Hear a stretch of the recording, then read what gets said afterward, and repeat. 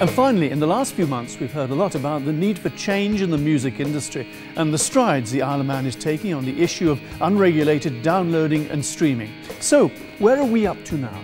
We've been working with a committee called the VRS Committee, which is the Value Recognition Strategy.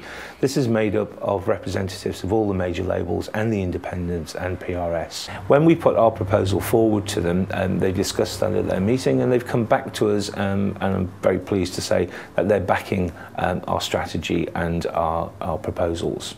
We should be in a position now to be able to roll out our proposition late summer and get the test market underway. Before talking to the people who are helping to shape the Isle of Man's initiative, Christy spoke to those who, in the end, will make this work, the music fans. But do these latest online developments legitimise the idea that you don't have to pay for music? Are we in a world where music has no value anymore? Or are there still people around who are willing to pay a small amount to own the music they love? So just tell me, how do you get your music now? Well, these days I usually go on iTunes. iTunes? Yeah, iTunes. How do you get your music? I mainly use iTunes, to be honest. iMe and like LimeWire. Usually just downloading from like iTunes and things like that, yeah. Why do you like to use that? Because it doesn't cost me. Oh yeah, definitely Last.fm. That's a great website, yeah, to check out different music that you've never even listened to before, yeah. I take it, do you listen to music quite a lot? A lot, yes. How would you feel if someone was to create a service where you could download, so say 15 quid a month or something, where you could download as much music as you wanted? How would you feel about that? That would be fantastic, yeah. But I usually just like to listen to clip-its, and if I do like it, then I will go and buy it.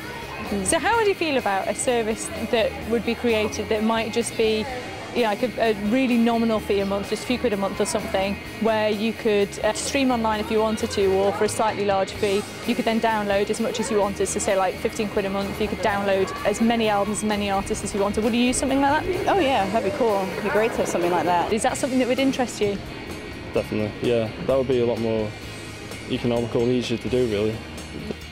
Having its own government and laws has allowed the Isle of Man to be innovative and lead the way, not just in its finance sector, but also in other areas, such as telecoms, the space industry and the media. Manx Radio, for instance, began broadcasting 10 years before commercial radio was licensed in the United Kingdom. And this same independence now puts the Isle of Man at the leading edge of the latest delivery platform for music, the internet. We've actually found a service provider called Play Louder. Play Louder have been around for quite some time, and they've developed their user interface to be quite an exciting one, actually. So we think that the whole of the service, which will take the form of 3 tiers, a streaming service, an upgrade to a limited download model, and then a further upgrade to a premium model, which would be unlimited downloads as well as streaming, as being a really good package and an exciting package to be able to offer the consumers on the Isle of Man. Well, Play Louder started back in about 2000, and for the first few years we were experimenting and innovating around digital music and everything to do with music on the internet. We were the online partner for Glastonbury Festival, and we had the first legal download shop in the UK.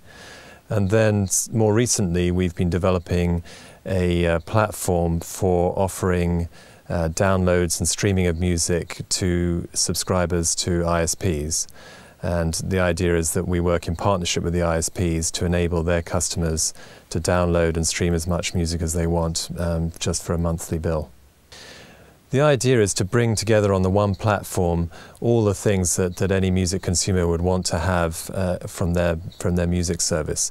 So it's the ability to discover music, stream it, download it, recommend it and share it with their friends, make playlists, rate music, look at charts, get recommendations of music, everything that anyone would want pulled onto one platform. The idea here is to trial and test lots of different ways of working with music and giving consumers what they're looking for in the Isle of Man.